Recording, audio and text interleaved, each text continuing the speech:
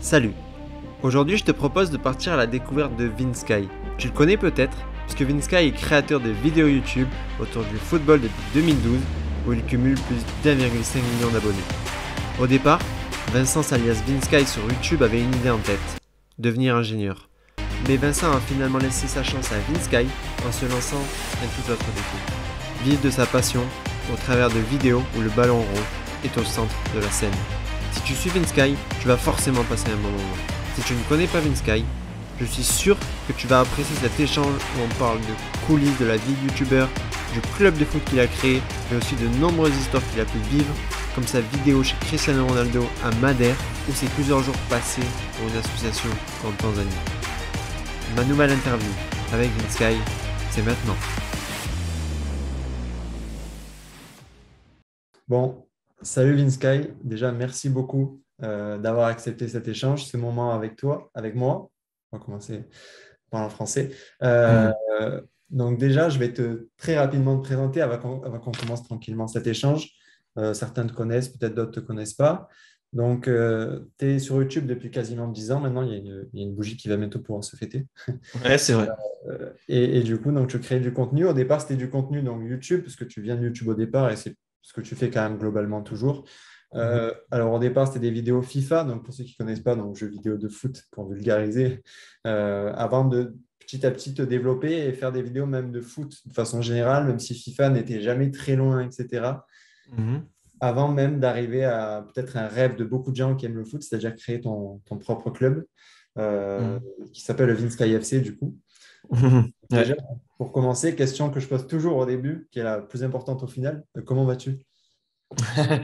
Bah ça va, ça va. On a connu des années plus difficiles, enfin des mois plus difficiles hein, avec cette fameuse période Covid et le football et tout le sport en général. C'était assez compliqué. Mais là, c'est rayonnant. Là, on est en printemps, il fait beau. C'est la fin de saison pour le Vinsky FC, pour le foot amateur, même pour le foot professionnel. Et voilà. Et après, on va entamer bientôt aussi après la Coupe du Monde qui va arriver très vite.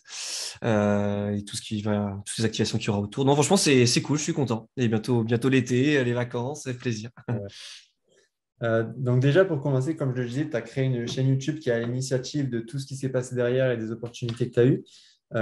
Donc, c'est une chaîne YouTube. Il y en a une première principale, donc Vinsky, pour ceux qui ne connaissent pas du tout, qui a bon, un peu plus d'1 million d'abonnés pour contextualiser. Et une deuxième où, du coup, il y a toutes les actualités de ton club, donc le Vinsky FC. Ouais. Avant d'avoir toute cette aventure et ce qui s'est passé derrière, est-ce que tu peux nous expliquer pourquoi, en fait, tu as commencé il y a quasiment 10 ans à te lancer sur une chaîne YouTube et te dire, bah, tiens, pourquoi pas? Ouais, en fait, moi j'ai fait une école d'ingénieur.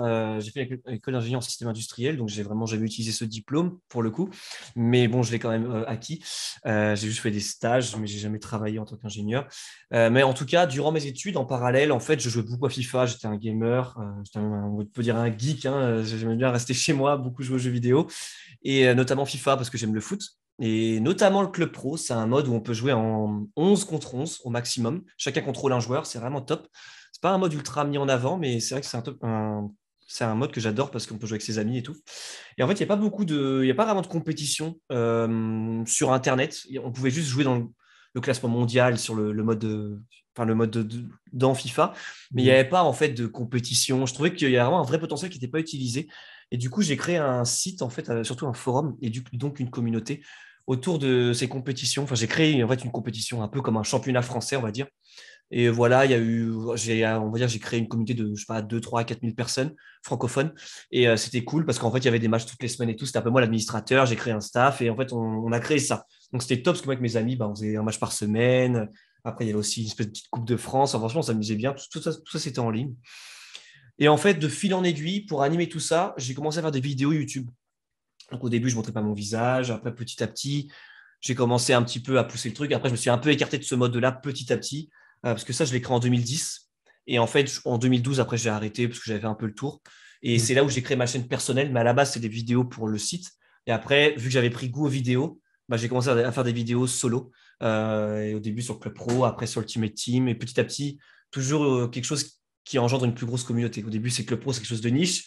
Après, on Mhm. part sur Ultimate Team où il y a beaucoup plus de gens.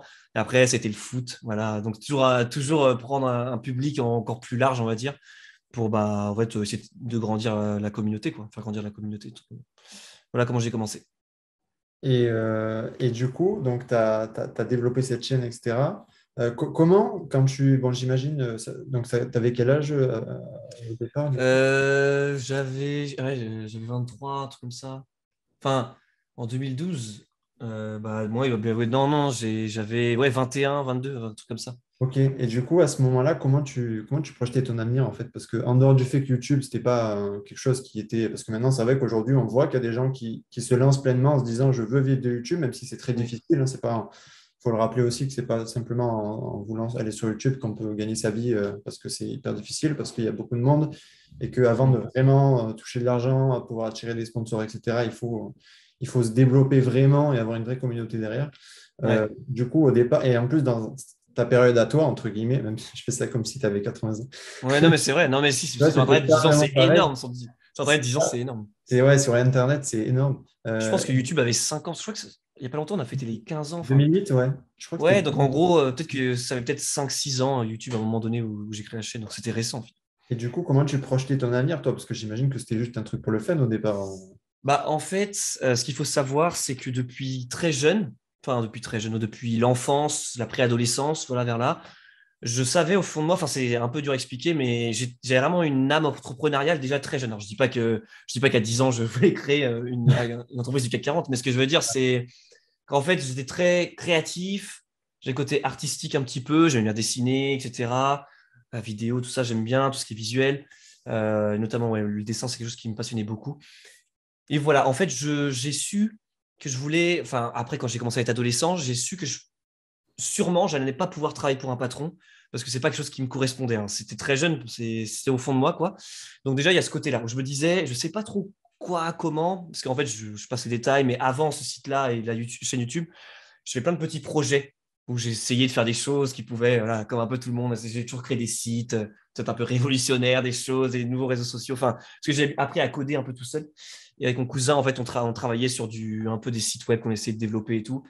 J'ai fait pas mal de petits trucs, j'ai vendu un journal au collège, enfin voilà, des choses comme ça, toujours essayer de créer, de générer de l'argent, d'essayer de créer quelque chose en fait pour pouvoir en Ouais. vivre.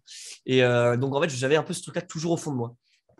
Et donc, quand j'ai créé un peu tout ça, YouTube et tout, bah voilà, j'ai commencé à voir que petit à petit, il y avait de plus en plus de gens qui commençaient à me suivre, etc. Et je voyais aussi, il y avait les exemples comme Norman, Cyprien, les premiers YouTubeurs, on va dire, français, qui montraient que, alors, c'était encore très flou, mais en Que tout cas, c'était ils avaient atypique. une communauté. Après, à ce moment-là, ils ne disaient pas je gagne ma vie avec ça parce que c'était encore très flou, c'était très nouveau. Mais en tout cas, on voyait qu'il pouvait y avoir une grosse communauté, etc. Et en fait, après, j'ai un petit peu pas dans le vent, mais on va dire, moi, bah oui, c'était pour le fun. Donc, je faisais mes vidéos, je voyais que ma communauté qui s'accumulait. Et au début, quand tu commences, tu n'as pas vraiment une stratégie long terme. Tu te dis juste, bah, en fait, je commence à accumuler de plus en plus de gens qui regardent des choses que moi, j'aime bien faire. Pourquoi pas arrêter là, tant que j'aime bien. Donc, en fait, je vais continuer. Et en fait, on ne sait pas trop où ça va nous mener, quoi. Et voilà. Et en fait, le timing de ma vie a fait que quand j'ai eu mon diplôme, je l'ai eu avec un an et demi de retard parce qu'avec tous ces projets, ma chaîne YouTube et tout, en gros, mon bac plus 5, je l'ai eu en 6 ans et demi. Parce qu'en fait, bah, j'avais du mal à. Enfin, plus ça se développait, plus ça me passionnait, et moins Ouais, ça devait être j'avais du dur mal de un se petit peu à motiver travailler toujours. sur. Ouais. Ouais, en plus, les matières scientifiques et tout, faut quand même mettre la tête dedans. Donc voilà, j'étais pas très assidu à fond, quoi. Pas très passionné, on va dire. J'aimais bien mes études d'ingénieur parce que ça a quand même beaucoup servi. Mais voilà, c'est pas le truc qui me passionnait tous les jours. Donc en fait, j'ai eu de la chance quand j'ai eu mon diplôme. Je commençais à générer un peu d'argent. Voilà, je sais plus, des centaines d'euros par mois, quelques centaines d'euros par mois. Je me Mm. suis dit, bon, je fais ça, j'arrive à faire ça, mais en faisant ça que le soir, parce que c'était après l'école, après tout ça, après mon stage de fin d'études, parce que c'était du coup, il y a eu mon stage de fin d'études, juste avant que j'ai le diplôme. Et je me suis dit, bon, franchement, j'ai envie de tenter, en fait, de créer mon auto-entreprise. Et ça, je trouve ça génial, ce statut. Pour le coup, on n'aime pas Sarkozy, mais en tout cas, il a créé ce statut. Et franchement, je le remercie là-dessus parce que, franchement, on a tous des fois peut-être une petite idée de business ou quoi, ou un truc. Et franchement, créer une entreprise classique, c'est tellement d'argent, tellement de choses compliquées, etc. Il faut un comptable, c'est très complexe. Donc, en entreprise, c'est très simple. Donc on ne paye pas tant qu'on ne gagne rien, donc c'est cool. Donc je me suis dit, j'y vais, je tente. Et là ça a vraiment été la corrélation. Enfin, c'est le moment où je commençais vraiment à grandir. Et le fait de mettre à 100% dedans, là, ma communauté, elle a grandi, ça a commencé à exploser. Et là, je commençais à avoir voilà, quelques. Enfin, après, j'ai pu commencer à générer un SMIC, on va dire, pour avoir un peu un ordre d'idée. Je me suis dit, bon, je peux avoir un SMIC. Après, je fais toujours un peu plus parce que forcément, j'avais une formation d'ingénieur. Donc je savais ce que je pouvais gagner en tant qu'ingénieur, même si pour moi, ça n'a pas de prix. Le fait d'être patron, de faire quelque chose que j'adore au quotidien, je préfère gagner un peu moins d'argent, mais de faire ça au quotidien, quelque chose que j'aime, que de Mm. travailler dans un truc qui va me déprimer chaque jour. Donc j'étais très content, moi, et en fait, j'étais très créatif, j'avais beaucoup d'idées. Donc ça qui me disait, c'est pas comme si j'étais arrivé, je me dis, je sais plus trop ce que je veux faire maintenant. J'ai pas stagné, quoi. J'ai vraiment toujours eu des idées, des idées, des idées. Et du coup, c'est le fait qu'il y ait eu une croissance qui me donnait vraiment de l'optimisme pour l'avenir, en fait. Donc, c'est pour ça que j'ai continué et j'ai poussé. Tu vois, c'est marrant ce que tu dis, parce que du coup, j'ai regardé ta chaîne depuis la première, pas sans regarder absolument toutes les minutes et les Oui, secondes. oui, non, mais t'as vite fait Du coup, regarder j'ai les un vidéos. peu regardé, j'en ai ouvert plusieurs, enfin, même pas mal pour vraiment scruter. Et du coup, bon, c'était marrant parce qu'en plus, pour moi, c'était pas une découverte, c'était une redécouverte, tu vois. Mhm. Ah, c'est vrai, cette vidéo, etc. J'ai envoyé des vieilles intros de Ouais. première, entre guillemets, un peu c'est fou, ça m'a rappelé plein de souvenirs. Et du coup, c'est drôle parce que tu vois, tu parles de cette notion de créativité, mais moi, je pense l'être, tu vois, mais à cette époque-là, quand j'étais petit, enfin, j'étais petit, mais juste, tu vois, je consommais tes vidéos parce que j'adorais FIFA, tu vois, et vu que je Ouais. suivais, ben, je recevais les notifs. Mais avec le recul d'aujourd'hui, je me dis, ça se voyait que tu étais créatif parce que quand tu faisais des vidéos, tu faisais pas juste saison, carrière, etc. Même si beaucoup ont fait ce format et tu l'as fait. Tu allais mettre, par exemple, j'ai vu, je sais pas, c'était pas comment devenir un dieu sur. Ah oui, sur FIFA À chaque 14, fois, tu oui, vois, oui, tu avec avais des. Benteke, oui. Ouais, Mhm. Benteke, incroyable. Putain, j'ai revu Ouais. rien que ce nom, ça m'a rappelé mon enfance. Mais pour moi, il y Ouais. avait ce truc-là créatif dans ta démarche, tu vois. On sentait Bah, que en fait, il y a un truc toujours qui m'anime toujours, mais continuellement au quotidien, c'est que j'essaie, même si c'est pas tout le temps possible dans toutes les dimensions, mais ce que je veux dire, c'est toujours, en fait, si c'est pour refaire ce qui est déjà fait, exactement, ça m'intéresse vraiment pas du tout. Je me dis, limite, je préfère ne pas le faire. Parce que je trouve que je rentre dans un carcan, dans un groupe qui est déjà existant, je suis noyé entre tout le monde. Et j'ai toujours voulu essayer de me démarquer. Alors après, attention, je dis pas que j'ai inventé quelque chose de très complexe. Ce que je veux dire, c'est que au moins, même si je prends un concept qui existe déjà, imaginons le Road to Division 1, enfin aller en Division 1 sur FIFA, bah, au moins essayer d'amener ma touche, quoi, ma patte. Je veux dire, ok, là c'est vraiment le RD1, enfin le Road to Division 1, mais de Vince Sky, quoi. C'est pas un truc copier-coller. Alors, j'essaie toujours d'amener ma patte. Et c'est vrai que je pense que ce qui m'a beaucoup aidé, c'est le montage, la musique, etc., le côté épique. J'essaie de faire ressentir des émotions aux gens. C'est vraiment le truc que je pense que c'est ma plus grande force sur YouTube, c'est le montage et les émotions, la musique au bon moment, etc. C'est quelque chose que j'ai beaucoup travaillé. Maintenant, c'est un peu devenu automatique, mais je pense que c'est vraiment ça que c'est de faire. En gros, c'est bête, mais c'est juste un mec qui joue chez lui à FIFA, mais en fait, des fois, les gens, ils m'ont vu toute l'année essayer d'aller en D1, et là, je suis à un match de la D1, et là, je mets une musique triste parce que j'ai perdu, et les gens, chez eux, ils sont un peu tristes, quoi. C'est avec écran noir et ouais, blanc, musique triste, quelques larmes, et hop, c'est fini. Enfin, et c'est ça que j'adore, en fait, c'est j'essaie de faire véhiculer des émotions aux gens, parce que je trouve qu'en fait, dans notre société, en fait, on se rend pas compte, mais beaucoup de nos choix, enfin de nos activités, c'est on paye en fait pour avoir des émotions. On va au stade de foot pour avoir des émotions, on va au cinéma pour avoir des émotions. Et c'est ce que les gens ils veulent. En fait, ils veulent être chamboulés, ils veulent être tristes, ils veulent être heureux. Et bon, après, attention, je dis pas que je suis Spielberg, mais ce que je veux dire, c'est qu'au moins, voilà, ouais, j'essaie toujours de faire quelque chose, raconter une histoire, et que les gens soient contents pour moi ou tristes pour moi. C'est un peu ça l'idée. C'est ça YouTube. Je pense que c'est vraiment la clé de la réussite pour YouTube. C'est quand les gens sont super contents pour le YouTuber parce qu'il a rencontré Ronaldo. Bon, je pense qu'on peut peut-être en parler après. Je rencontre Ronaldo, les gens sont contents pour moi parce que voilà, ils m'ont suivi et tout. C'est vraiment le côté identification, c'est très important. ouais. D'ailleurs, c'est drôle parce que tu parles de montage aussi, mais ça m'est arrivé d'aller regarder un peu, tu vois, des youtubeurs, mais parce que j'aime ce qu'ils font, etc. Pour voir le début un peu, tu vois, pour observer. Et c'est vrai que tu vois, tu parles du fait que ta force, c'était le montage, enfin, c'est le montage. Mais quand j'ai vu tes premières, je me suis dit, mais c'est vrai que pour des premières vidéos, c'est pas Ouais, dégueulasse, tu vois. ouais, je Et vois ce là, que tu veux vraiment, dire. c'est pas ça. Et même, Ouais. tu vois, je trouve que dans le commentary, pour un début, j'ai déjà vu des. Enfin, c'est Oui, oui, rare oui. tu vois, tu avais quand même des bases de commentary, tu vois. Alors oui, oui, j'ai Pas plein de là, trucs avec un mélangés. vieux micro horrible, tu vois, t'animais déjà. On sentait que tu aimais bien animer, tu vois. Ouais, alors c'est vrai que j'ai pas expliqué ce côté-là, mais aussi j'adore beaucoup commenter et ça m'a beaucoup aidé Ça va aussi pas le être fait ça, vraiment de mettre un peu de l'allant dans le truc. ça Et a en fait, joué, je ça pense. plus la musique, tout ça, en fait, tous ces trucs-là, ça a fait Vince Sky, quoi. On va dire c'est vraiment le côté, le mec qui peut s'exciter pour un rien, voilà, qui perd un peu qui pète un peu les plombs parfois, mais voilà, qui est motivé avec la musique, etc. C'est vraiment ça qui était un peu la patte sur FIFA. Et j'ai pas mal de gens, des gens comme toi, qui sont un peu nostalgiques de ça, mais après, attention, c'est la nostalgie. Vaut mieux le laisser, parce que des fois, si on fait revivre les choses, on peut être déçu. Mais ce que je veux dire, c'est il y a des gens qui me disent ah ouais, tu peux pas faire des vidéos FIFA comme avant. Je pense que ça serait peut-être un peu pareil. Je sais parce que en fait, je pense au-delà de refaire des vidéos FIFA, c'est moi maintenant j'ai 31 ans. Bien sûr. Est-ce que je suis toujours aussi passionné FIFA que maintenant, même si j'aime beaucoup ce jeu encore. Donc voilà, c'est plus pareil quoi. Mais il faut rester. Des fois, il faut laisser le passé dans le passé. Ouais, Ça pourrait un peu détruire quelque chose si c'est on. vrai, c'est vrai. Et du coup, tu vois, il y en a de plus en plus des gens, comme je le disais, qui ont envie de réussir sur YouTube, etc. Et souvent, ceux qui, entre guillemets, réussissent sur YouTube ou autre chose, tu vois, ils te disent que parfois, il y a un élément, une vidéo, tu vois, un truc qui a fait que… Est-ce que toi, parce que souvent, j'ai remarqué qu'il y a un peu deux teams sur YouTube. Il y a ceux qui te disent, il y a une vidéo, elle a explosé et derrière, ça a continué. Et ceux qui te disent, ben non, en fait, c'est que j'ai été tellement régulier que en fait, c'est monté petit à petit. Toi, tu es dans… Est-ce que tu as eu la sensation Bah, d'avoir un moment clé? Alors, j'imagine qu'il y a ce moment où tu as commencé à être à plein temps et avoir beaucoup plus de temps, entre guillemets, sur ta chaîne. Mais est-ce qu'il y a eu un truc où tu t'es dit, OK, là, il y a quelque chose qui se passe sur ma chaîne, quoi. alors, c'est un peu un mélange des deux. C'est que même si je suis plus, je pense, dans le succès long terme et pas dans un truc, un pic, mais en fait, je vois plus ça comme un escalier, on va dire. Et d'ailleurs, je pense que quand je regarde un peu YouTube, mes statistiques, c'est un peu ça. C'est en gros, sur 10 ans, j'ai créé ça. D'ailleurs, j'ai 1 million, voilà, 1,3 million sur YouTube. Enfin, il y en a, ils ont 2 millions en un an. Enfin, ce que je veux dire, c'est qu'en fait, c'est vrai que moi, c'est quelque chose qui est plutôt sur le long terme. Après, du coup, l'une des forces en ayant fait ça, c'est que c'est quelque chose de stable. Parce que c'est vrai que des fois, il y a des gens qui percent, entre guillemets, qui percent en 2, 3 mois, mais du coup, c'est plus dur à consolider. Il faut faire attention à ça. Il y en a qui arrivent très bien. Mais voilà, en tout cas, après, chacun a son parcours, etc. Moi, c'est vrai que c'est quelque chose que j'ai construit dans le long terme.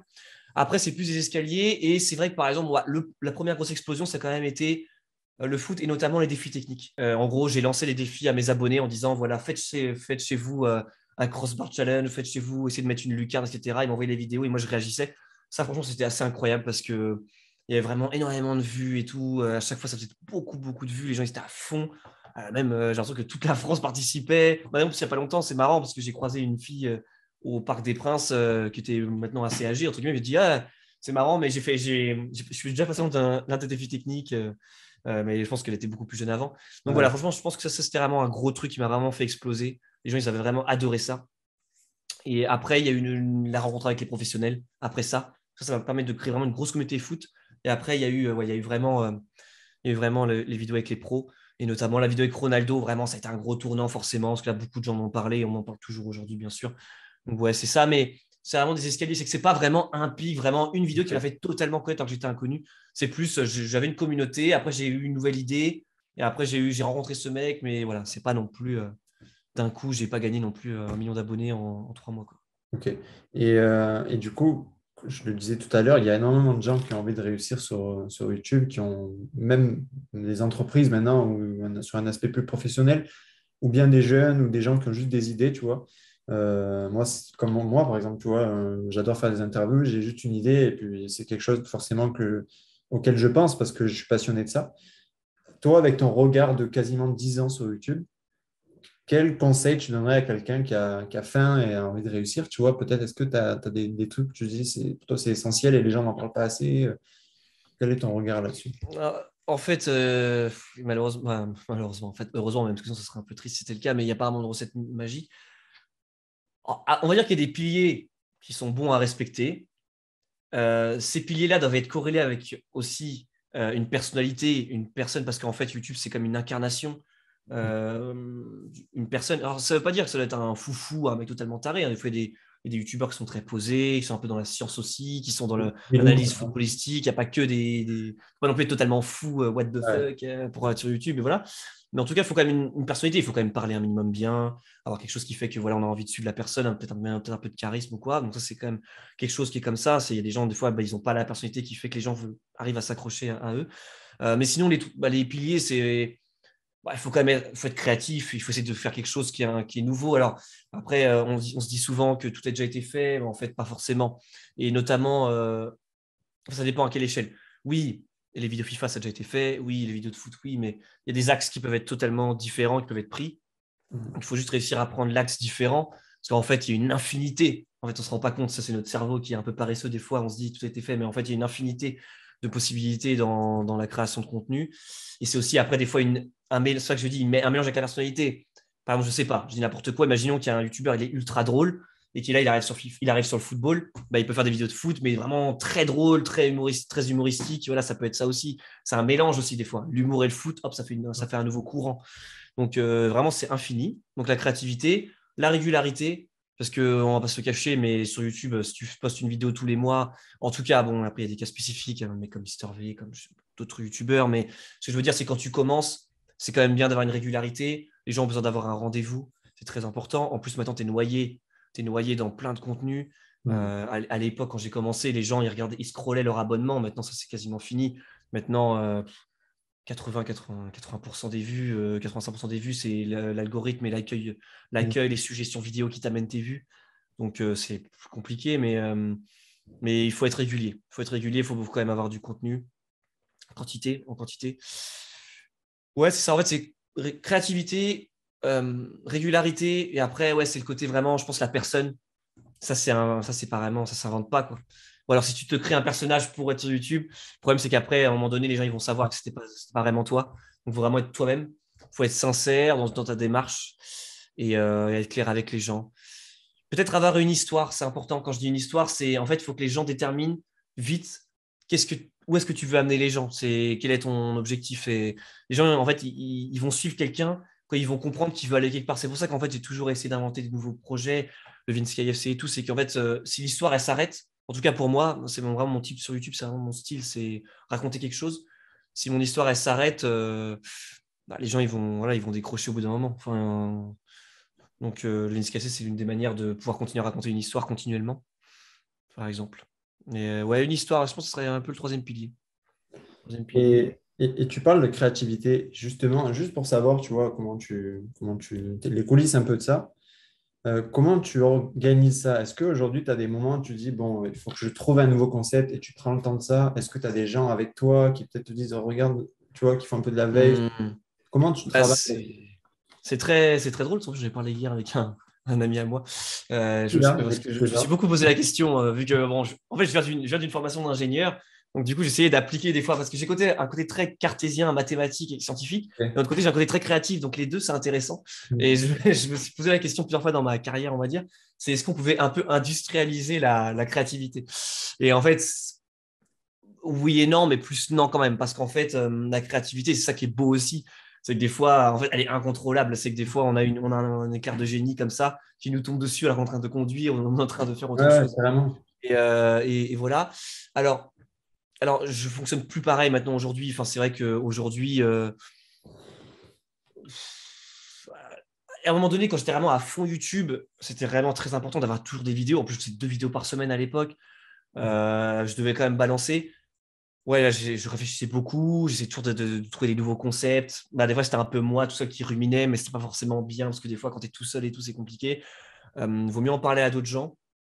Mais c'est vrai qu'avant, j'étais quand même très solo. J'ai toujours été très solo sur YouTube quand même. Je me disais, au moins, j'avais un peu du mal à faire confiance aux autres. Je me disais, au moins, moi, si je sais que je peux compter sur moi et que au moins, je peux faire mes preuves. Enfin, voilà, Ouais, parce je que vois. j'avais peur d'être déçu des autres.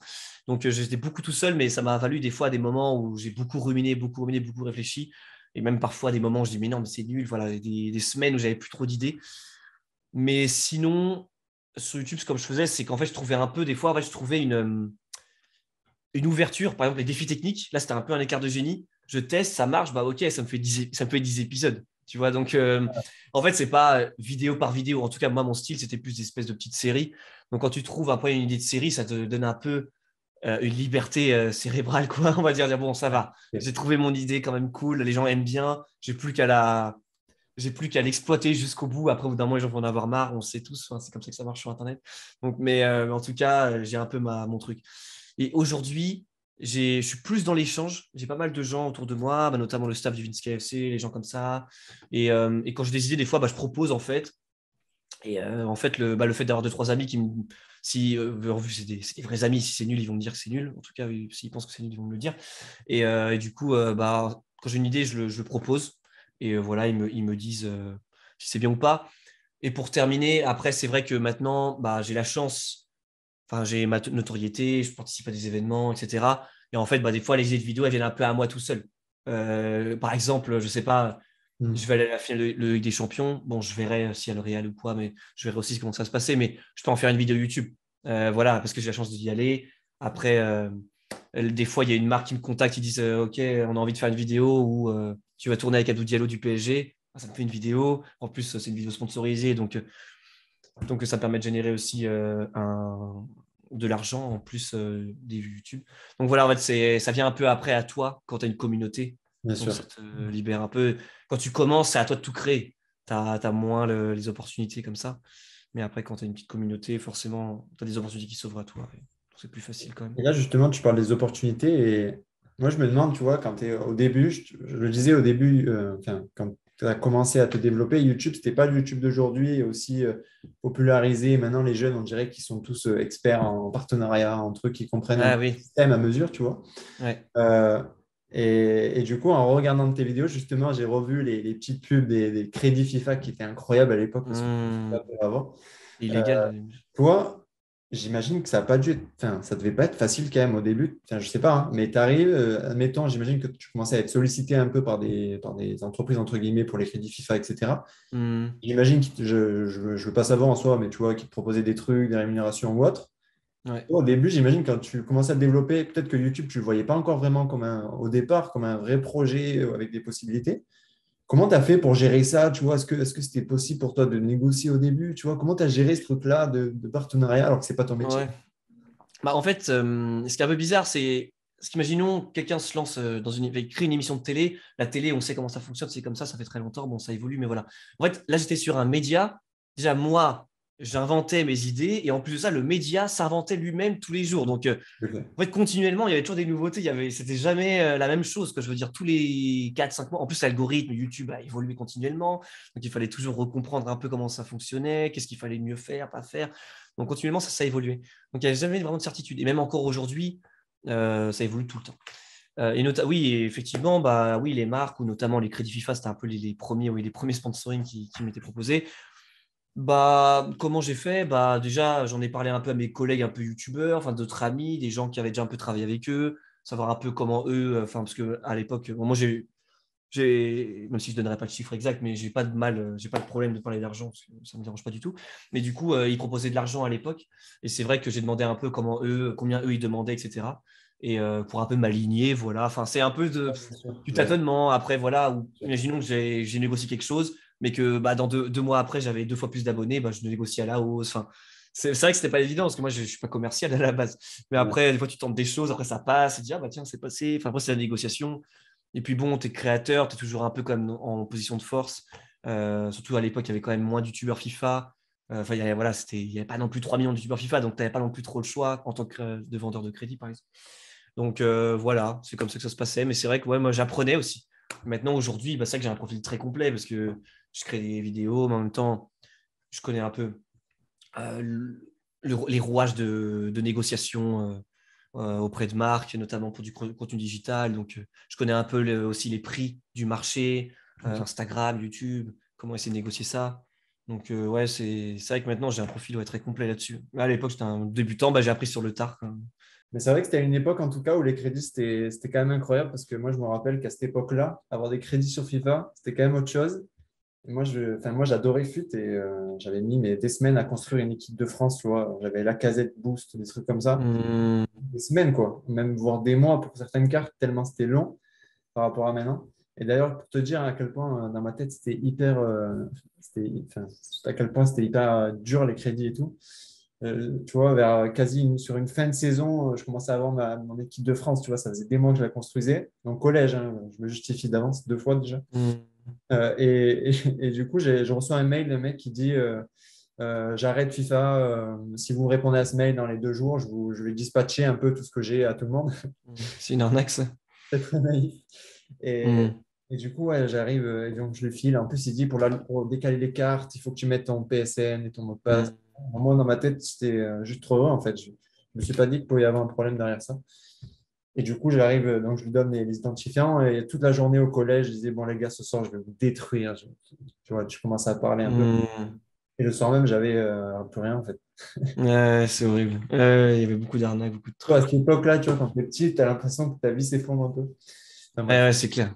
Et du coup, donc ensuite, il y a une date importante dans ta carrière, on va dire. C'est le 1er septembre 2017, du coup, avec la création du club d'Insky FC. Est-ce que tu peux me dire, j'imagine que tu vois, tu as eu plusieurs mois de réflexion avant d'arriver à ce résultat, mais quelles ont été, tu vois, un peu peut-être les difficultés, parce que créer un club, c'est pas comme créer une chaîne YouTube quelques années avant. Quelles sont, Hmm. tu vois, les difficultés, les trucs qui sont un peu longs? Qu'est-ce qui fait qu'on en arrive à ce résultat, quoi? Quels sont les obstacles avant? Ouais. Alors, le SKC, c'est un très Par où je gros commence? projet. Ouais, ouais, le SKC, c'est un très, très gros projet. Alors, bah, par exemple, là, je disais, quand on en parlait tout à l'heure, la créativité, etc. Par exemple, le Vinci KFC, en soi, je n'étais pas le premier, bien sûr, au monde à faire ça, par exemple, parce que je me suis beaucoup inspiré des Sidemen en Angleterre, ou même de Hashtag United, qui est une équipe d'un YouTuber anglais qui a créé son club. Mais je l'ai fait à ma sauce. Voilà, c'est ça qui est important. C'est des fois, on peut prendre des projets qu'on trouve cool, mais il faut l'amener en fait, dans son esprit. Il ne faut pas faire un copier-coller exact. Et c'est vrai que j'ai voulu vraiment amener mon truc. Et voilà. Donc en 2017, ouais, je crée le club. Bah, enfin, le club. Je crée plutôt une équipe, parce qu'à la base, ce n'est pas du tout un club. À la base, c'est une équipe. Et donc, je recrute Arsène. En fait, j'en parle un peu aux gens autour de moi, comme ça, et les gens trouvent ça cool. Je propose à Arsène, il dit, ouais, vas-y, let's go. Je me rappelle, on était en déplacement, je ne sais plus où on allait. Et on était au petit déjeuner, je lui ai dit, ouais, je sais pas, j'ai ça comme idée, est-ce que t'es chaud? Et en fait, l'idée, c'était de faire des matchs amicaux contre des youtubeurs et tout ça. Et il m'a dit, ouais, let's go. Voilà, donc après Arsène, après d'autres gens, après des abonnés. Donc voilà, on a une équipe. Pendant 2 ans, on a fait des matchs amicaux, des matchs un peu divertissement, entertainment, face à des youtubeurs, des marques et tout. C'était top, les gens ont adoré. C'était très très cool, moi j'ai adoré, c'était super. On faisait pas non plus beaucoup de matchs parce que c'était quand même dur d'organiser. En plus, il y avait une grosse prod, donc ça coûtait des milliers d'euros par match à produire. C'était pas mal d'argent. Mais voilà, c'était très cool. Et il y a eu le summum de cette période, ça a été de jouer à l'Orange Vélodrome en direct. On a joué à l'Orange Vélodrome pour la bonne cause, notamment avec une association qui s'appelle César Enfance sans cancer, c'est ça. Ouais, ça c'était très cool. Donc voilà, en direct, c'était fou face à un peu des influenceurs, des gens voilà, un peu connus sur Internet. Et en fait, après l'Orange Vélodrome, vraiment, je me suis dit, bon là, en fait, il va falloir se poser une question. C'était la fin de saison. Euh, c'était, euh, en fait, il y a beaucoup de gens qui commençaient à s'intéresser au Vinci KFC. Il y avait toujours la même question qui revenait, c'est est-ce que vous êtes un vrai club ou pas? Je ne comprends pas en fait ce que vous faites. Enfin, il y a des gens qui avaient du mal à comprendre. Parce qu'ils nous voyaient jouer à Bauer et tout, mais en fait, on n'était pas un vrai club, quoi. C'était un peu bizarre à comprendre. Et c'est vrai que je me suis dit, bon là, pour la clarté, pour la suite de l'histoire, je sens que ça va s'essouffler si on ne devient pas un vrai club. Donc, soit on devient un vrai club, mais là, pour le coup, si je le fais, alors là, c'est une implication incroyable.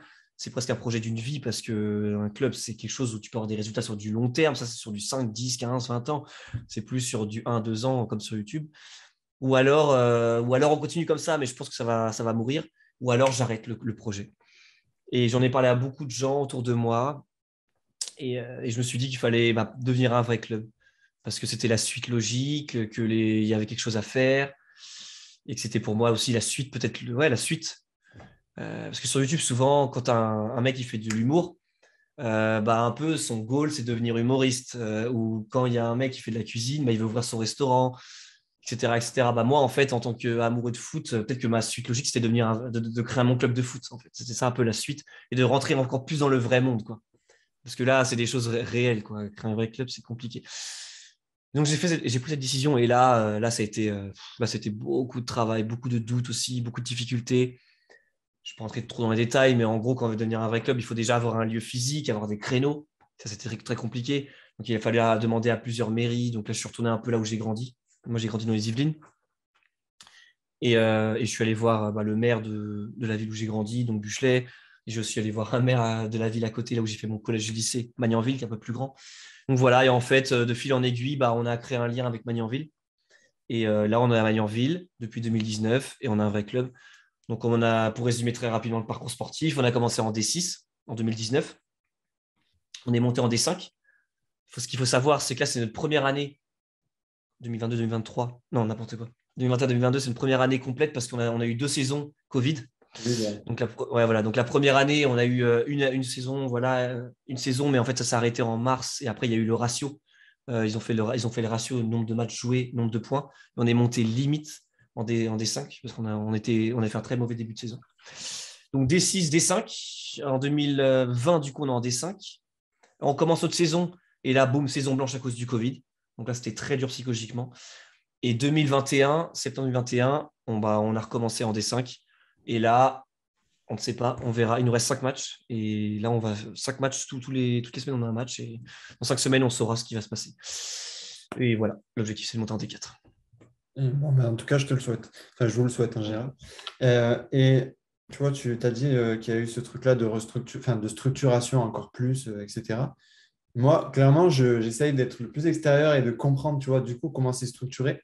Euh, Même déjà en termes d'effectifs, qu'est-ce que ça demande en fait d'être un club qui souhaite se lancer comme tu le fais, tu vois, parce qu'il y a, tu l'as dit, il y a toute la production, ou bon là, c'est rarement le cas d'un club qui démarre, Oui, et il y a toi qui, je sais, enfin, tu vois, je sais pas, les rôles clés, un peu les rôles essentiels pour qu'un ouais, ouais. club tourne, tu vois. Forcément, chaque année, il y a de plus en plus de gens qui ont de Ouais. plus en plus de responsabilités. On a la chance aussi d'être sponsorisé par Adidas, cette année Winamax. On se travaille aussi avec Sporteasy, qui est une application de gestion de clubs, notamment de foot, mais d'autres sports aussi. Et du coup, ça me permet d'avoir un budget beaucoup plus important, c'est sûr, et j'en suis conscient. On sait qu'on a de la chance que les autres clubs qu'on affronte, à notre niveau en tout cas. Donc, c'est vrai qu'il y a pas mal de gens. Alors là, aujourd'hui, par exemple, donc il y a moi, donc je suis le président du club. Il y a le coordinateur, on dit coordinateur parce qu'en fait, il fait tellement de choses, mais c'est vraiment lui qui fait le lien entre peut-être un peu la présidence, moi, et le terrain. Vraiment, c'est lui qui va être sur le terrain, qui va faire les demandes en mairie, qui va aller voir la mairie, même si moi, parfois, bien sûr, je vais en mairie, mais c'est vraiment lui qui habite pas loin et qui va vraiment sur place, qui croise les gens, etc., qui connaît en plus beaucoup de gens dans la commune. Donc, président, coordinateur, il y a le caméraman, donc Raphaël, qui est aussi community manager, qui fait les deux. Voilà. Là, on vient de recruter un autre caméraman, enfin, qui aide aussi, aide aussi à faire les lives, parce que maintenant, on fait les matchs en direct aussi maintenant sur Twitch, on travaille là-dessus. Là où Donc, c'était pas assez voilà. compliqué. Ah ouais, ouais, ouais, on essaie toujours aller plus loin. Après, on a aussi une photographe. Alors après, elle vient quand elle est dispo, mais elle est quasiment tout le temps dispo. Et c'est une photographe qui vient à chaque match prendre des photos. Il y a le coach des seniors, il y a le préparateur physique. Euh, il y a le coach de l'académie du 12U13 Mhm. et son coach adjoint qui est mon père. Alors après, là-dedans, la plupart des gens sont rémunérés, sauf dans tout ce que j'ai dit, peut-être 2 personnes qui sont encore en bénévolat. Mais en tout cas, ouais, là, c'est quand même pas mal de gens qui sont rémunérés pour ça, après plus ou moins selon ce qu'ils ont à faire, etc. Mais c'est vrai que ça devient vraiment là une grosse charge, entre guillemets, enfin, beaucoup de gens qui commencent vraiment à, voilà, à vivre autour du club. Il y en a qui sont à plein temps, il y en a non. Mais c'est vrai qu'en fait, en parlant avec un mec du staff du club qui a coaché dans un niveau régional et tout, en fait, on a une structuration un peu type régional, quoi. Enfin, en fait, avec ce qu'on a, juste ce qui nous manque un peu, c'est les infrastructures, Ouais. parce que notre terrain herbe est très mauvais, mais voilà. Enfin, pour l'instant, il n'est pas encore assez, il n'est pas bon pour accueillir plein Ok. de, ouais, d'équipes. Mais en tout cas, en termes du humain, on peut aller au niveau régional comme ça, quoi. En fait, c'est la conclusion, et c'est assez fou, quoi. Et même en termes de budget, etc., on est aussi un peu parlé en attendant un petit peu les budgets des clubs régionaux et tout.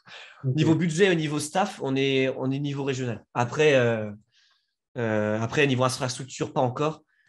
Et je pense que ce qu'il faut qu'on développe, parce qu'en fait, vu qu'on était très digital, on arrive, nous, on en a les moyens, donc on peut payer des gens, etc.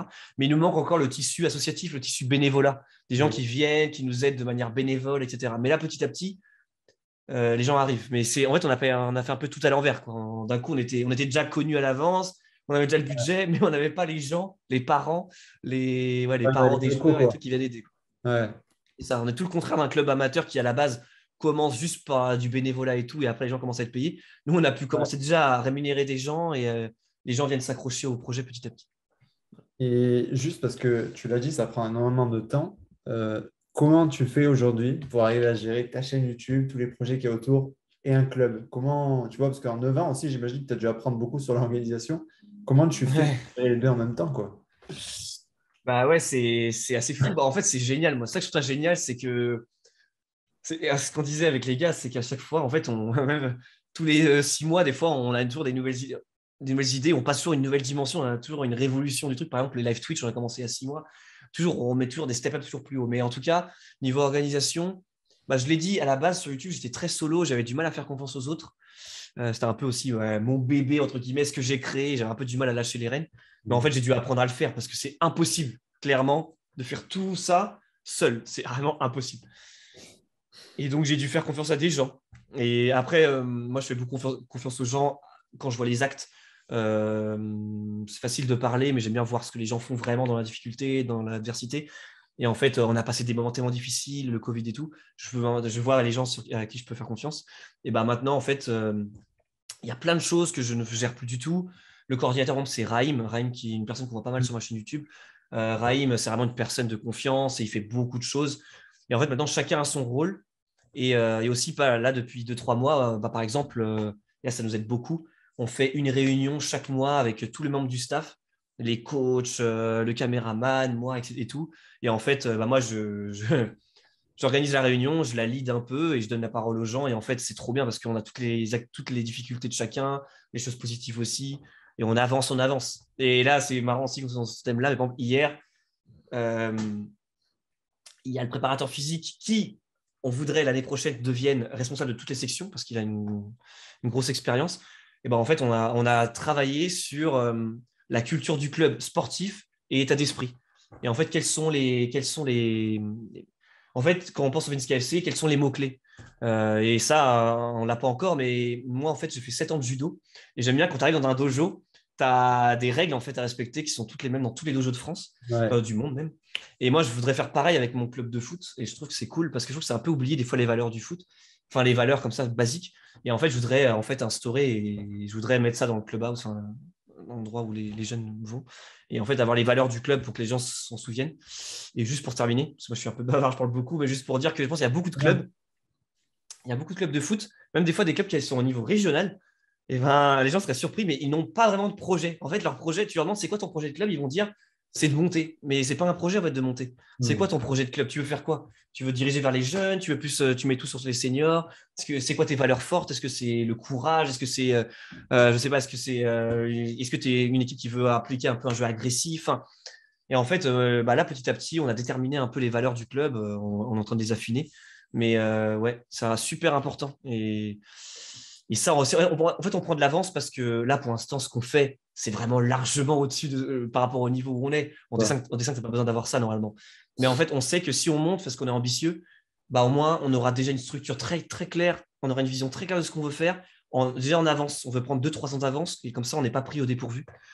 Parce que j'arrête pas de dire pour terminer, mais c'est super important. Ce qu'il faut savoir, c'est que pour empêcher une équipe de mercenaires d'arriver et de monter comme ça en régional, en fait, la fédération t'oblige chaque année à créer des nouvelles sections. D'accord. Et en fait, tu peux pas aller en niveau, tu peux pas aller en D1 sans avoir une équipe B, par exemple. Ok, il y a Et des donc, genres de chartes un peu. c'est ça, voilà, c'est ça. Et il y a aussi même des points maintenant donnés, des points pour avoir des aides. Quand tu crées une équipe féminine, tu as des points supplémentaires. Et en fait, ils Ok, t'encouragent à faire des choses. d'accord. L'équipe féminine, même des fois les équipes de futsal et tout, c'est j'essaie de développer. Avoir avoir des arbitres au club, c'est important. En fait, les gens ne savent pas trop si tout ça, mais par exemple, là, nous, on a un arbitre on a payé sa formation. Donc là, il est arbitre affilié à notre club. Alors, il a pas le droit de nous arbitrer en match officiel, hein, il arbitre d'autres clubs. Mais en fait, au bout d'un moment, je sais pas, là je dis n'importe quoi parce que je ne connais pas les quotas, mais peut-être qu'en D1, il faut 3 arbitres officiels. Donc voilà, faut prévoir dès maintenant parce qu'en fait, il y a des clubs, des fois, ils sont relégués parce qu'ils n'ont plus assez d'arbitres ou ça, c'est dommageable. Nous, on ne veut vraiment pas tomber dans ce piège-là. Donc en fait, on fait tout à l'avance. Donc on prend de l'avance, on crée des sections jusqu'à ce qu'on. Voilà, tout ce qu'on peut, comme ça, au moins, on n'a pas de problème avec la fédération et on peut se développer le plus vite possible. Bon, du coup, pour revenir à ta chaîne à toi, je l'ai dit, tu t'es développé par FIFA, par le foot, tu as créé ce club, etc. Et puis en même temps, en parallèle, tu as eu plein de belles opportunités. Tu en as très rapidement parlé tout à l'heure, je suis obligé d'en parler. Et d'ailleurs, Ouais. tu vois, le joueur en question, quand j'ai dit à 2, 3 personnes proches autour de moi, d'ailleurs, je vais parler avec Vinsky, etc. Ils m'ont tous dit ce joueur-là directement, tu vois. Mmh. C'est souvent le cas dans ce que tu vois. Et d'ailleurs, ce qui est drôle, c'est que pour te dire que j'ai quand même creusé ta chaîne et que j'ai reculé en arrière pas mal, j'ai vu une vidéo des 1000 abonnés. Évidemment, je ne vais pas la mettre ni te demander de le refaire. Peut-être que tu Mmh. vois à peu près. Des 1000 abonnés. Ouais. Ta Ah vidéo ouais, de non, je 1000 sais. abonnés, t'avais fait un truc incroyable venant de toi, c'est-à-dire que tu avais fait un petit rap, quoi. Ah oui, j'avais fait un rap. Ah ouais, ouais, ouais, c'était marrant. Ouais. T'inquiète pas, je ne vais Ah pas te ouais, demander quoi tu que ce peux la soit. mettre. Après, moi, j'assume totalement. C'était une Mais en tare. tout cas, c'est drôle parce que je l'ai écouté en entier, du coup, tu vois, j'ai pas juste regardé le titre. Et à un Euh, moment, il y avait ma meuf trouve ridicule, mais devant sa cumule, je peux rien y faire. Cristiano Ronaldo, je l'adule. Et là, la transition est magnifique, puisque tu as eu ouais. l'occasion de faire une vidéo chez Cristiano Ronaldo, jouer avec lui. Est-ce que tu peux me raconter ce moment-là qui a dû être du coup symbolique pour toi et puis comment est venue l'opportunité, tu vois, comment s'est fait ce projet fou? Ouais, alors en fait, ce truc, il est assez fou. Euh, En fait, ces choses-là, des fois, les gens ils pensent qu'il y a des mois de préparation et tout, mais en fait, il y a des choses des fois incroyables qui se passent sur YouTube ou dans la vie en général, des opportunités folles qui arrivent juste comme ça. En 2 semaines, ça se fait. Et en gros, bah, moi, j'étais dans ma routine de YouTube, etc. J'avais déjà travaillé un petit peu avec Nike. Et du coup, Nike, bah, voilà, je trouvais que chaque fois qu'on travaillait ensemble, ça se passait super bien et tout. Donc, il n'y avait pas de souci. Je m'entendais très bien avec la fille à l'époque qui gérait un peu la com comme ça, au niveau influence et tout sur Nike. Et en fait, un jour, j'ai reçu un mail et ce mail qui disait, ça, je me souviens même où j'étais, enfin, c'est assez fou. Mais vraiment, le mail qui disait, voilà, enfin, c'est un truc assez fou, mais il y a une opportunité qui vient de se débloquer, en gros. Ouais, au début, j'avais vraiment cru que c'était une blague parce que ça paraissait un peu bizarre. J'avais du mal à comprendre. Je me suis dit, c'est pas possible que ça soit réel, quoi. Et voilà, qui disait, en fait, on va pouvoir faire une vidéo chez Cristiano Ronaldo et ce sera dans son jardin, sur son terrain, enfin, qu'il a construit pour son fils. Je me suis dit, what the fuck, c'est quoi ce truc? Voilà, bon. Et ça, c'était peut-être, je sais plus, c'était combien de temps, peut-être 2, 3 semaines, 2, 3 semaines avant le tournage, c'était quand même assez short. Mais bon, bon après, j'ai eu de la chance qu'il n'y ait pas quelque chose qui. Mais imaginons, il y a un truc, je ne pouvais vraiment pas le louper, un truc familial, ça aurait été trop triste. Mais bon, en tout cas, bon, il y a beaucoup de choses que j'aurais pu annuler pour aller à ça, Ouais, forcément, ouais, parce que c'était un truc de fou. j'imagine. Et du coup, j'ai regardé, j'avais rien. Bref, de toute façon, même si j'avais quelque chose, je pense que je l'aurais annulé, à part si c'était quelque chose de Hmm. impossible d'annuler. Et du coup, bah, j'ai dit oui, quoi. Mais je me disais quand même au fond de moi, je sais comment ça se passe parce que j'ai déjà eu des trucs comme ça où des fois on te propose des choses comme ça. Tant que c'est pas quelques jours, que les billets Ok. sont pas pris et tout, Ouais, tout peut être annulé à un moment donné. En plus, c'est Ronaldo. Bon, lui, s'il a envie d'annuler, il annule. Même en compétition, parce que moi, je regardais ses matchs du coup et j'avais trop peur qu'il se blesse, etc. Et ouais. d'ailleurs, même c'était marrant parce que Ah le ouais. dernier match qu'il a fait avant, le dernier match qu'il a fait avant ça, avant ce tournage, je crois comme il était dans Ligue des Champions, je sais plus, bref, mais il y avait un moment donné dans le match où il était tombé, il était resté un peu au sol et j'avais eu trop peur, je suis putain, il s'est blessé, mais en fait non, il n'était pas blessé. Mais voilà, et en fait, bah ouais, après ça s'est concrétisé, bah, le jour J est arrivé. Donc je suis allé à Madrid, donc la veille, après on a mis dans l'hôtel et le jour J, on a été chez lui. Là, quand tu Bon, ça arrives s'est à l'hôtel passé. à Madrid, tu t'es dit, ça va se faire, quoi. Ouais, bah là, je me suis dit, bon, à part après, tout peut s'annuler, c'est sûr, la vie, voilà, mais oui, là, il y a très peu de chances que ce soit annulé, à part cas exceptionnel, quoi. Parce qu'au moins, là, il n'y a plus de match ou quoi. Parce que des fois, c'est les matchs peuvent annuler. Imaginons, Oui. Madrid, ils se prennent des fois 6-0. Imaginons, bah, des fois, pour question de com, des fois, ils coupent et ils annulent, quoi. Mais bon, là, il n'y avait rien de spécial qui s'était passé. Donc, voilà, on a été chez Ronaldo. Quand je dis on, c'est. En fait, il y avait une équipe de pro de Nike, des gens de chez Nike très importants. Et d'ailleurs, même des gens de chez Nike, la fille qui m'a proposé, elle n'avait pas le droit de venir. Enfin, c'était très, très select. Ils n'avaient pas envie d'avoir 3 millions de gens sur le tournage. Donc, il y avait Nike et il y avait 6 chaînes YouTube qui représentaient le monde, quoi. Bah, les langues surtout. Moi, j'étais le francophone. Après, il y avait peut-être 2 anglophones, il y avait un italophone, il y avait un hispanophone, etc. etc. Et donc, c'était un honneur aussi parce que j'ai croisé des youtubeurs qui m'avaient inspiré parce que j'ai vu Retoucho, enfin, j'étais avec lui et tout, qui est un gros youtubeur mondial. Il a fait une vidéo aussi chez Ronaldo, etc. Et il y avait aussi Touzani, ouais, Touzani qui est un freestyler aussi hollandais qui a créé même un geste, le Touzani Around the World. Donc en Ouais. vrai, c'était assez impressionnant pour moi, c'était vraiment un truc assez fou. Ouais. Et donc voilà, et après, bah, on a été chez Ronaldo. Donc là, en fait, il y avait un lieu, en fait, à côté de chez Ronaldo, il y avait un peu un terrain vague, peut-être qu'il l'avait acheté, je sais pas, peut-être pour accueillir des gens, des camions comme ça, mais après, il y avait un camion régie, il y avait un buffet qui était installé, tous les youtubeurs étaient là, on attendait notre tour. Et après, je dis, bon, moi, c'est le moment des youtubeurs, donc après, parce qu'ils faisaient des trucs avant, en fait, Nike avec lui, et après, nous, on l'attendait. Et après, bah, boum, ils ont activé, là, tous les youtubeurs sont partis dans un espèce de minibus, enfin, on est allé devant chez lui, il a fait un peu une mise en scène, donc c'est rentré chez lui, après, on est ressorti de chez lui, on est reparti dans un autre endroit, enfin, voilà, c'est tout ça, c'est un peu scénarisé, on n'est pas vraiment, on n'a pas vu toute sa maison, mais on a vu un peu sur l'entrée de chez lui, et après, moi, j'ai eu la chance parce qu'en fait, j'ai été sélectionné pour faire un truc en plus. C'est-à-dire, je suis allé dans son salon avec avec un autre youtubeur espagnol. Et en fait, moi, le youtubeur espagnol, Cristiano Ronaldo et un pote à Cristiano Ronaldo, on a fait un FIFA à 2 contre 2.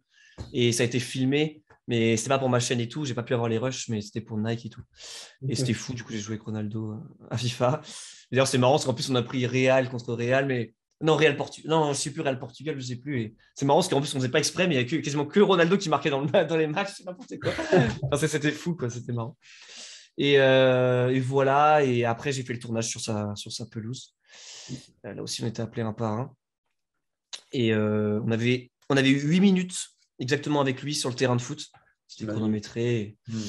Et voilà, donc j'ai fait un crossbar et j'ai aussi reproduit un peu un but. C'était un peu le Nike qui m'avait lancé un défi. Reproduire un peu un but que j'avais fait dans FIFA avec lui. Et voilà. Et comment, parce que la question c'est comment est Ronaldo. Bah, en fait, Ronaldo, il est très très professionnel comme dans sa carrière, sa carrière sportive.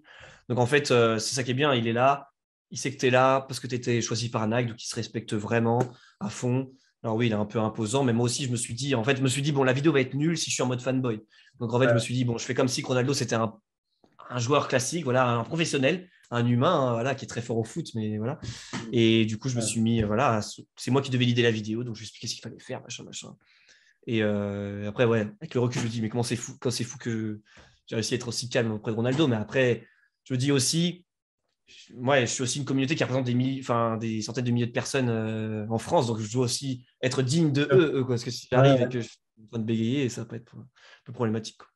Et voilà, et ça s'est super bien passé. Il était très carré, il a fait tout ce que je lui ai demandé. Je l'ai battu au crossbar, j'ai eu beaucoup de chance. Ça fait un peu aussi la légende. La légende. Et voilà. C'est Voilà, la cerise sur le gâteau. ouais.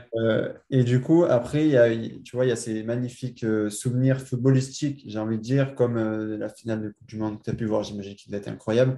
Et il y a eu aussi une autre dimension, j'ai envie de dire, dans ce que tu as pu faire. Et moi, ça fait partie aussi des vidéos de toi qui m'ont marqué, mais qui m'ont pas étonné du personnage que tu es aussi. C'est que tu avais aussi, tu t'étais investi aussi pour, je crois que c'était Common Goal, le nom, Ouais. genre de groupement d'associations, si je me souviens bien, Oui, c'est ça, avec dont, la Tanzanie. ouais, exactement, dont l'association qui s'appelait Jambo Ouais, Boko. alors c'est ouais, Common Goal, qui a une grosse organisation, et c'est Jambo Bukoba.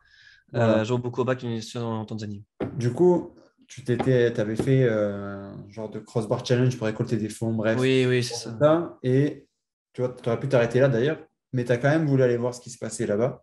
Ouais. Est-ce que tu peux nous décrire du coup ce que tu as pu voir, ce que tu as pu ressentir, ce qui devait être aussi un moment fort, tu vois, Hmm. pas footballistiquement, mais à la fois c'est quand même lié. C'est le foot qui te permet Ouais, mais à ça. d'ailleurs, ça c'est marrant parce que ça continue toujours aujourd'hui. J'ai toujours ce lien avec ces gens-là, etc. Et on continue à développer les choses, donc ça qui est cool.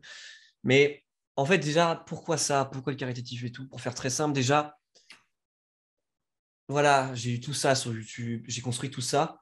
Au début, tu as demandé un peu c'était comme une motivation. Au début, en fait, tu aimes bien ce que tu fais et tu cours après les vues et les abonnés. Enfin, en fait, c'est un peu comme ça. Tu as un peu des œillères, tu avances, tu sais pas trop où tu vas aller. Mais on va dire que quand tu avances, etc., et que tu développes un peu tout ça, tu dis, bon, ok, c'est cool tout ça, mais c'est quoi un peu le sens de tout ce que je fais? Enfin, en tout cas, moi, j'ai besoin d'avoir un sens, de me dire, je fais ça pour ça, ou je donne quelque chose, ou je rends quelque chose aux gens.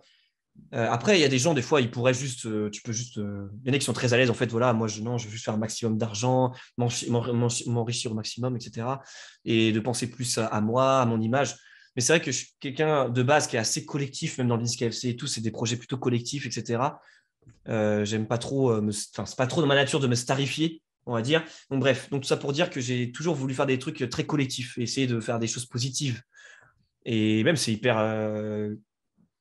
Je pense que ça peut. Enrichissant, je sais pas. Ouais, ouais, non, enfin, ça fait plaisir de voir qu'on peut faire du bien, on va dire, quelque chose de positif avec ce qu'on a construit. En fait, c'est pas juste faire des vidéos pour rigoler, faire des challenges un peu débiles parfois. Voilà, donc c'est des choses quand même qui peuvent être sérieuses. Et donc, en fait, ouais, quand on m'a proposé de rejoindre Command Goal, j'ai dit oui. Donc, j'ai choisi Jean Bokoba. Et oui, bah, j'y suis allé. Bah, déjà, c'était fort parce que oui, forcément. Oui, bon, déjà, humainement parlant, aller dans un village comme ça en Tanzanie, en plus, c'est un village, donc c'est même pas la grande ville d'Ar es Salaam, par exemple, qui est une ville très développée. C'est vraiment un village. Donc là, voilà, bon, c'est des trucs typiques, hein, mais de voir des choses que, bah, nous, c'est des choses qui. Notre quotidien, il est fait de choses qui nous paraissent normales, mais là-bas, c'est pas du tout la Ouais. normalité. Donc forcément, mais bon, ça, c'est quelque chose d'assez. Enfin, que tout le monde peut comprendre, je pense. Mais au-delà de ça, au-delà de ça, ça m'a surpris et des clichés ont été cassés vraiment. Par exemple, je sais pas, mais c'est bête, mais avant d'arriver là-bas, je me suis dit, bon, voilà, c'est un pays peut-être qui est quand même moins développé que la France, donc peut-être que bah, les femmes vont être moins, enfin, peut-être que voilà, l'égalité homme-femme, ça va pas être fou, on va dire. Et j'étais choqué parce qu'en fait, là-bas, dans le village, il y a des filles qui jouent vraiment au foot et il n'y a pas de problème. Et j'étais assez choqué même. Je me suis dit, peut-être qu'en France, des fois, on est peut-être plus sexiste que là-bas. C'est assez choquant. Et non, mais c'était assez fou, ça. Et alors, oui, c'est vrai qu'après, l'effet de la vie, après, c'est vrai que les filles, quand elles grandissent et tout là-bas, bon, peut-être que voilà, elles vont avoir peut-être un chemin de vie qui fait qu'elles peut-être vont pas pouvoir continuer, elles vont devoir faire un choix à faire sur le foot ou quoi. Mais ce que je veux dire, c'est j'étais assez choqué, quoi, de voir qu'en fait, là-bas, bah ouais, il n'y a aucun garçon qui regarde les filles de manière je sais pas, bizarre, quoi, en mode, mais t'es une fille, pourquoi tu joues au foot? Non, là-bas, il y a des filles qui jouent au foot, elles sont très fortes, j'étais assez impressionné aussi. Et là, maintenant, bah, il y a très peu de temps, parce que j'y suis retourné en début d'année 2022. Et bah, là, j'ai appris qu'il y a des filles, elles ont atteint le niveau. Il y a un tournoi, en fait, un peu, avec les écoles, tu peux aller niveau régional, machin, machin. Il y a une fille qui a fini meilleure joueuse nationale et l'autre meilleure buteuse nationale. Enfin, donc c'est fou, c'est génial et ça m'a cassé ouais, quelques préjugés que j'avais. Donc ça, c'est génial aussi.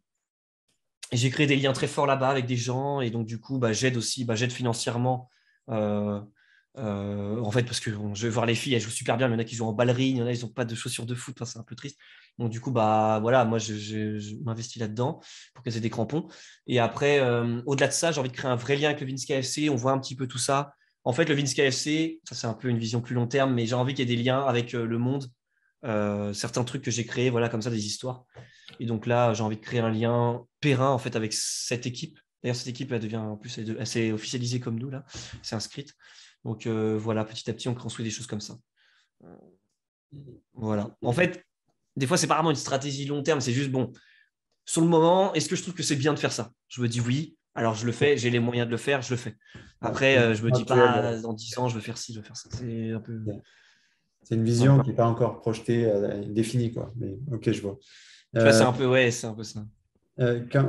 du coup, bah, en novembre, tu as eu la chance de vivre des super belles choses, etc. Et on l'a dit, Cristiano Ronaldo, Simon en Tanzanie et d'autres joueurs, je n'ai pas cité d'autres joueurs, mais tu en as vu Hmm. plein. Euh, Est-ce que tu as une anecdote, un truc qui te vient à l'esprit que tu pourrais nous partager aussi, que tu as pu vivre à travers ces années? Est-ce toi qui m'as dit de préparer une anecdote, c'est ça? Ouais, Ouais, c'est ça. exactement. De toute façon, j'en ai forcément plein, Justement pour mais. pas ce moment de. Oui, oui, oui, oui. Mais c'est vrai que j'ai oublié d'y Mais penser. bon, ça peut se. Et. Oh là là là. J'en ai plein en plus, c'est sûr. Mais Bah, j'ai je oublié. pense, hein, j'ai pas de Oui, source. oui, non, non, oui, j'ai plein Hein. d'anecdotes, mais ce serait quoi? Un peu le type d'anecdote, un peu de type, ce serait quoi, par exemple? Un truc drôle Franchement, sur un c'est joueur, un totalement truc. libre. Il y en a, c'est Ouais, des fois, ouais, je c'est vois. des métiers, des fois, c'est en tant que youtubeur, tu as vécu un truc. Je sais pas, des fois, c'est un truc drôle, des fois, c'est un truc étonnant avec un joueur. Enfin, Hmm. le joueur, des fois, c'est pas un truc, une anecdote. Ah oui, oui, non, mais oui, il y a une anecdote que j'aime bien souvent sentir. Enfin, après, il y a plein de trucs, hein. Bon, il y a des anecdotes, enfin, des anecdotes, des fois, il y a des anecdotes sur le côté un peu célébrité, donc voilà, des choses, des abonnés très insistants, etc., qui poursuivent des fois ta voiture pour voir où t'es garé, enfin, pour voir dans quelle résidence t'habites, et après, tu dois rentrer chez toi, etc., ou des trucs, des lettres sous la porte, des choses comme ça. Bon, ça, c'est le côté un peu célébrité. Mais moi, une anecdote que j'ai bien aimée, enfin, en fait, il y en a deux qui sont cool, ça se sent un peu réunis, c'est un peu le côté. Oui, c'est vrai que j'ai dans un stade de foot, il y a beaucoup de gens qui me connaissent et tout, mais il y a aussi un peu une fracture un peu générationnelle. Et des fois, il y a des gens peut-être de 50 ans qui ne savent pas vraiment qui je suis. Donc, c'est assez drôle. Et par exemple, il y avait une finale de Coupe de la Ligue, je ne sais plus, mais je crois que c'était finale de Coupe de la Ligue, c'était PSG Lyon, je crois. Oui, c'était PSG Lyon. Et en fait, donc moi, j'étais en bord pelouse. Enfin, à la fin, j'ai pu aller en bord pelouse. C'était le moment où il y avait tous les joueurs, un peu bah, le trophée et tout. On pouvait un peu aller à bord pelouse, donc j'ai pu prendre quelques photos, etc., avec des joueurs. Et en fait, bah, les gens qui me reconnaissaient depuis la tribune. Donc, c'est marrant parce que je me suis retrouvé à signer des maillots, mais collés à Jean-Michel Aulas, en fait. Enfin, c'est marrant parce que Jean-Michel Aulas, il faisait pareil que moi. En fait, il était un peu à côté de moi. Les gens ils disaient, ah, Jean-Michel, Jean-Michel. Donc, il signait des trucs. Et après, on va dire, imaginons, il y a un mec qui demande Jean-Michel, il signe. Et après, il se décale, il demande Vince Sky. Et du coup, moi, je signe le même maillot que Jean-Michel Aulas. Et Jean-Michel Aulas, ça se voit qu'il me regarde, tu vois. Et il me regarde et il se dit, mais c'est qui ce mec, tu vois, C'est parce un que, joueur. ouais, je dis, mais c'est qui ce mec, tu vois, ici, le même maillot que moi, etc. Après, il m'a pas parlé, d'ailleurs, j'ai jamais eu la chance de lui parler, mais c'était assez marrant ce côté-là, et aussi pour résumer un peu ce truc-là, enfin, pour un peu un lien avec ça, c'est aussi, j'étais au final des Trophées des Champions au Maroc, à Tanger, et c'était PSG Monaco. Et en fait, je faisais un peu à un moment donné, bah, aussi pareil, le tour du terrain à pied avant le match. J'étais en maillot du PSG jaune. À l'époque, c'était le nouveau maillot PSG jaune quand Neymar il est arrivé. Ouais. Et en fait, il y a beaucoup de gens qui me reconnaissaient dans les tribunes, bah, sur des jeunes, etc. Et beaucoup de gens qui me demandaient des photos, etc. Et bah, du coup, il y avait un peu plus les anciens ou les parents qui pensaient vraiment que j'étais un joueur du Paris C'est ça, Saint-Germain au ouais. bout d'un moment. Ils disaient, mais en fait, Ouais. c'est un joueur du PSG, c'est une nouvelle recrue, tu vois. Ils se disaient, mais c'est qui ce mec, tu vois. En fait, ils pensaient vraiment que j'étais une nouvelle recrue du PSG, tu vois. Et ça commençait vraiment à s'agglomérer, poser un peu des questions, etc. Et je trouve ça un peu drôle, en fait, toujours un peu ce côté-là, en mode, mais c'est qui ce mec? Et il y a beaucoup de gens qui te connaissent, en même temps, il y a des gens un peu plus anciens qui ne savent pas trop quitter. Et ça m'a valu quelques trucs assez drôles. Je pense que j'ai pas tout en tête, mais il y en a d'autres comme ça qui sont un peu liés. Bah, c'est très bien. Du coup, quand j'ai regardé, comme je t'ai dit, toutes tes vidéos, la toute première, en fait, du coup, c'était un tournoi, comme tu l'as dit, on va dire FIFA, grosso modo. Mhm. Et la fin de l'histoire, c'est que la dernière vidéo que tu as sortie, là, pas longtemps avant notre interview, c'était un tournoi à Toulouse avec des jeunes. Donc, c'est drôle Ouais, de voir, tu vois, 9 ans d'écart. ouais, c'est vrai. Pas 9 ans d'écart, ce tournoi à Toulouse, il n'y a pas longtemps avec des jeunes. Du coup, c'est quoi pour toi la suite? Comment tu projettes un peu c'est quoi tes futurs objectifs, tu vois, de l'année, Bah, c'est intéressant que en ce moment, je suis en pleine réflexion là-dessus et en fait, chaque jour, des fois, j'ai des brides de réponses. Et là, même il y a quelques jours, j'ai eu vraiment pas un flash, enfin, un peu une vision, enfin, une vision. Vraiment eu le truc, je me suis dit, je pense que c'est ça le truc pour moi. C'est, bah, en fait, les tournois abonnés, c'est quelque chose que j'adore vraiment. J'en ai pas mal fait, mais j'ai jamais vraiment, j'ai jamais vraiment mis toute mon énergie dedans. C'est toujours quelque chose d'assez, en plus, un petit bonus. Mais je pense que la suite, pour moi, ça peut être ça parce que, en fait, maintenant, les gens voient en moi aussi une manière d'être vus. Les jeunes, ils viennent, ils peuvent être vus s'ils sont bons. Il y a leur petit moment de gloire, donc c'est sympa. Moi, j'arrive aussi à 31 ans où bah, j'ai passé des années dans mon bureau à geeker sur du Ouais, montage. D'ailleurs, à savoir que je monte toujours mes vidéos. Alors, pas les vidéos du Vinci KFC, mais je monte toujours mes vidéos personnelles. Parce que j'ai pas encore trouvé un monteur qui arrivait à. Parce que moi, vu que j'ai dit ma force c'est le montage, j'ai du mal à ouais. trouver le On a monteur plein qui de me youtubeurs qui correspond. disent ça d'ailleurs. Ouais, j'ai un peu du mal. Donc voilà. Et j'ai du mal en fait à faire comme avant, c'est-à-dire à aller sur le terrain de ma ville, faire un challenge foot, venir faire le montage et faire que ça et le rusher comme ça. Parce que maintenant, voilà, j'ai 31 ans, j'ai besoin de faire autre chose. En fait, les tournois abonnés, c'est cool parce que je voyage, je vais dans d'autres villes, je découvre les abonnés, je vais les rencontrer, je rencontre d'autres clubs et j'ai besoin vraiment de l'échange humain, voilà, et de réunir les gens, passer un super moment. Les tournois abonnés, en plus, c'est fou, j'en ai fait beaucoup et il n'y a jamais eu aucun problème. Toulouse, on était 150 et on trouve toujours la solution pour que tout le monde soit content. En plus, c'est ouvert de 13 à 17 ans, garçon-fille. Et on a toujours fait en sorte que tout le monde soit ensemble, qu'il n'y ait pas d'un petit qui soit triste parce qu'il n'a pas assez joué. Franchement, c'est génial. Et j'en ai fait aussi à Montréal qui va sortir aussi dans les prochaines semaines.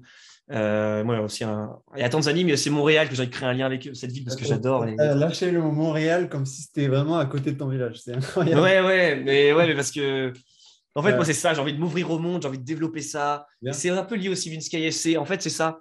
Je pense qu'en faisant ça, c'est très entertainment, c'est très fun, c'est très lié à moi, mais en même temps, il y a quand même un lien un peu avec le Vince KFC parce que je dis aux gens qui peuvent être recrutés au Vince KFC Junior, qui est une équipe un peu symbolique.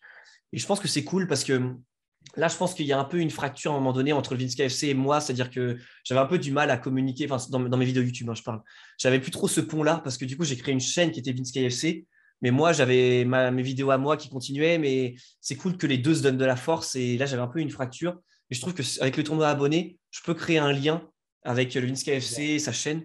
Peut-être même pourquoi pas, imaginons les meilleurs joueurs du tournoi abonné Vince KFC Junior, bah, peut-être qu'ils peuvent aller dans une série de Vince KFC, Je c'est vois, je cool. vois. Et ça permet de développer toujours aussi la marque Vince KFC, qui est quand même mon projet, c'est-à-dire de faire rayonner le club, la marque. Après, voilà, en tant qu'entrepreneur, essayer aussi voilà, en toute honnêteté, hein, essayer de vendre aussi des produits dérivés, les maillots, Hmm. etc. C'est important parce que pour l'instant, notre principale source de revenus, c'est les sponsors et les vues et tout ça, et la pub, on va dire. Mais je voudrais bien diversifier un peu les sources de revenus. Et ça passe notamment par le fait de vendre des produits dérivés, parce que si on arrive à avoir des abonnés qui achètent les maillots, ce qui est déjà le cas, mais si on peut encore le faire encore plus, Ça me permet aussi d'avoir un peu moins de pression en mode, bon, les sponsors, voilà, si y en a un qui nous lâche, au moins on a quand même d'autres piliers de sources de revenus pour pas que le club il s'effondre, quoi. Donc ça, c'est mon projet, vraiment développer la marque Vinsky FC. Mais voilà, donc c'est intéressant parce que même ta question est très, très en actualité parce que j'y réfléchis toujours aujourd'hui. Mais là, je travaille pour l'année prochaine et je pense que les tournois abonnés, et ce côté-là, vraiment, ça va être un axe majeur. Vraiment mettre en avant les gens, les abonnés, aller à leur rencontre. Bon, bah, ça va être une belle phrase de fin parce que j'ai terminé. Donc, merci beaucoup. Ok. En tout cas, c'était vraiment très, très cool pour moi. Déjà. Ouais, je parle beaucoup, hein, je suis désolé, hein, je pense Et que c'est le je but. parle énormément, je suis très Non, bavard. sinon, je te dirais, ça dure 3 minutes et puis je Ouais, mettrai ouais. partout, Je tu suis, vois. je suis, je suis, je suis passionné. C'est ça que j'aime bien aussi. Moi, j'aime bien aussi ça que j'accepte aussi ce genre d'interview, parce que j'en ai pas mal qui sont proposés. Bon, après, là, ton message m'a un peu touché. Enfin, il y a des messages des fois qui sont un peu trop, j'aime pas trop. Ça me donne pas envie, mais là, c'est le fait que tu me suis Ok. depuis longtemps et tout, ça m'a donné envie parce que ça m'intéresse beaucoup. En fait, en parlant avec des gens comme toi, bah, en fait, moi, ça me fait un retour. Je vois un peu aussi. Et c'est intéressant d'échanger avec des gens comme toi, parce qu'en fait, c'est avec des échanges avec toi, des gens comme toi, je me construis aussi aujourd'hui, tu vois. C'est comme quand je vais voir les abonnés au tournoi abonné, c'est je me construis en tant qu'homme aussi, en tant que ce que je veux faire, en parlant avec des gens comme toi. Donc, j'ai vraiment besoin aussi. Alors, je ne veux pas tous les 4 matins, mais de temps en temps, je fais des interviews comme ça et ça fait plaisir. Donc, Bon, voilà. c'est pour ça que je te remercie pour le temps que tu m'accordes avec tout ce que tu fais, on l'a vu. Euh, Ouais, t'inquiète. Voilà, je vais aller à l'entraînement, mais bon, ça, voilà, je suis dans les temps. Bon, bah, super. Bon, bah, en tout cas, déjà pour conclure, merci à tous ceux qui ont regardé cette vidéo, parce que si vous êtes jusque-là, normalement, c'est que vous avez déjà apprécié le personnage et puis cet échange. Mais en tout cas, si vous avez aimé, n'hésitez pas à liker, commenter, partager cette vidéo. Et puis en parallèle, si vous avez des idées de métier ou de personnalité qui vous intéresseraient, n'hésitez pas aussi à me les dire, à les mentionner en commentaire, etc. Parce que ça me ferait vraiment plaisir de voir un peu les idées que vous avez aussi, vous. Voilà, en tout cas, cette vidéo est terminée. Et puis, on se dit à bientôt. Ciao, ciao.